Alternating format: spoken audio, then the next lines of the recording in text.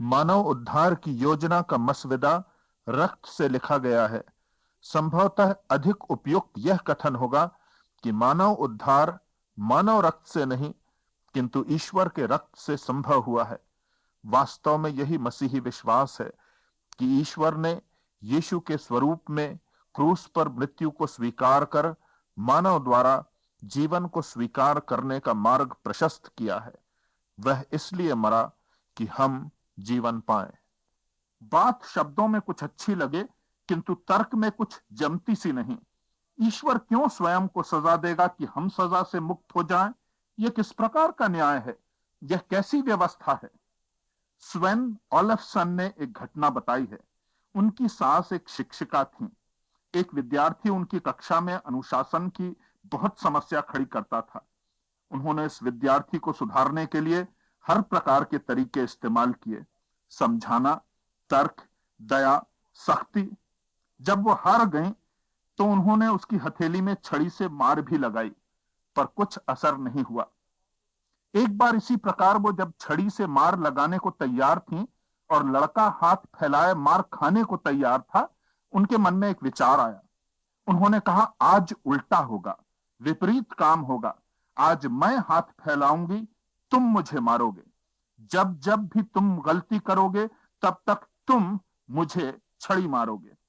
शिक्षिका ने छड़ी लड़के के हाथ में दी और अपने हाथ फैला दिए। लड़का हिचकिचाया, फिर आदेश पाने पर उसने हाथ उठाया और छड़ी से प्रहार किया। प्रत्येक वार ने उसे पश्चाताप से भर दिया। उसने आंसुओं से प्रण किया कि कभी वो ऐसा कार्य करेगा नहीं जिससे उसे अपनी शिक्षिका पर प्रहार करना पड़े, उसे पीड़ा पहुंचानी पड़े।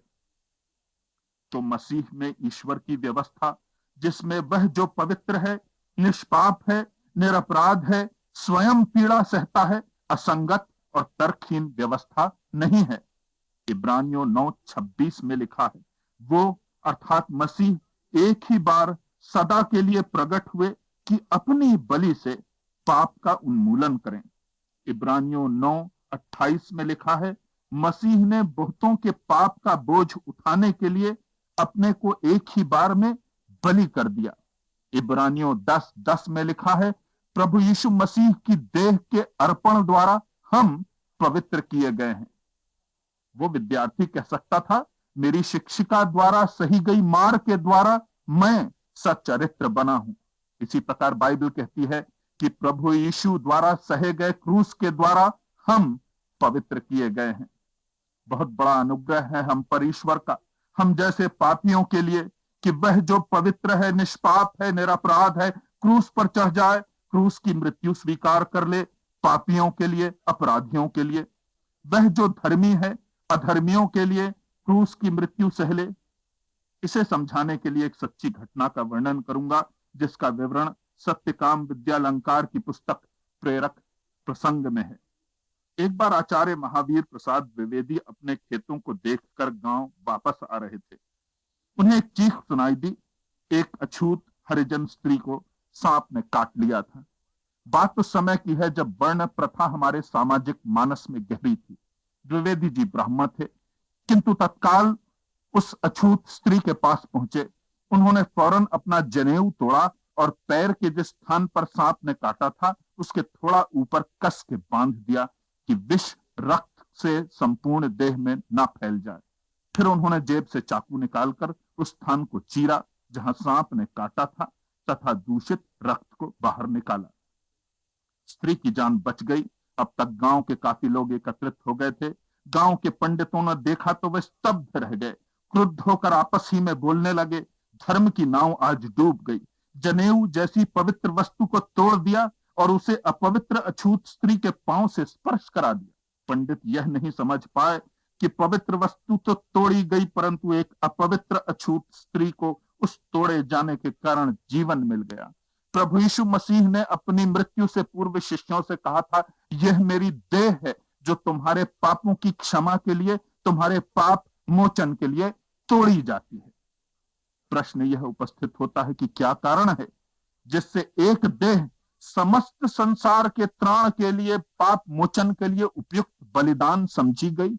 क्या कारण है कि एक देह समस्त संसार के त्राण के लिए, समस्त संसार के पाप मोचन के लिए उपयुक्त बलिदान समझी गई? उस देह की, उस व्यक्ति की ऐसी क्या विशेषता थी कि संपूर्ण विश्व के पाप मोचन के लिए वह उपयुक्त ठहरे? प्रथम कारण है देह की संपूर्ण पवित्रता, समग्र निष्कलंकता, ईश्वरीय परिपूर्णता। देह जो पाप की व्यवस्था से गर्भ धारण नहीं करती, किंतु परम पवित्र पवित्रात्मा से उत्पन्न होती है। देह जो इतनी पवित्र कि उसके वस्त्र के स्पर्श मात्र से बीमार चंगाई पा जाए, वह जिसकी आज्ञा से तूफान थम जाते, लहरें शांत हो जाती, देह जिसके तेज के प्रकाश से दूसरे प्रकाशित हो जाते। यूहन्ना कहते हैं उसमें जीवन था और वह जीवन मनुष्यों की ज्योति था, वो परिपूर्ण व्यक्तित्व था। यूहन्ना 1:16 में लिखा है, हम सबको उसकी परिपूर्णता में से अनुग्रह प्राप्त हुआ है। परिपूर्णता इतनी थी जैसी परमेश्वर की। कुलुस्सियों 1:15 में पौलुस कहते हैं, यीशु अदृश्य परमेश्वर का प्रतिरूप है। आगे के पद 19 में कहते हैं, परमेश्वर ने शुभ संकल्प किया कि उसकी समस्त परिपूर्णता मसीह में निवास करे। अपनी संपूर्ण पवित्रता, ईश्वरीय परिपूर्णता, समग्र निष्कलंकता के कारण यीशु की देह संपूर्ण मानवता के पाप मोचन हेतु उपयुक्त बलिदान समझी गई। दूसरा कारण कि क्यों यह देह बलिदान के लिए चुनी गई, यह है कि इस एक देह पर पीड़ा की पराकाष्ठा ने इस परम पीड़ा को संपूर्ण मानवता के दंड के बदले अनुकूल दंड माना। क्या विशेषता थी उस पीड़ा की जिसका दुख प्रभु ने सहा? वह पीड़ा पूर्ण थी। हम विश्लेषण करें। उसके शिष्य ने विश्वासघात किया। वो शिष्य जो साथ रहा था, जिसने उसके सानिध्य को जाना था, जिसने उसके वचनों को सुना था, जिसने उसके वचन की शक्ति को देखा था, चमत्कारों का वो साक्षी था, वो विश्वास पात्र था, कोषाध्यक्ष था। विश्वास पात्र के विश्वासघात का आघात पीड़ापूर्ण होता है, विशेषतः यदि विश्वासघात शिष्य द्वारा प्रिय गुरु की हत्या के लिए किया जाए। दूसरी बात जो प्रभु यीशु की पीड़ा को पूर्ण बनाती है वो यह थी कि पीड़ा का प्रहार मंदिर की ओर से हुआ था। मंदिर जो प्रभु का प्रिय था, 12 वर्ष की आयु में वह वहां था। पुजारियों से शास्त्रार्थ करते, ढूंढते, भटकते, खोजते, विचलित माता पिता से उसने कहा था, तुम क्यों ढूंढते थे मुझे अन्यत्र?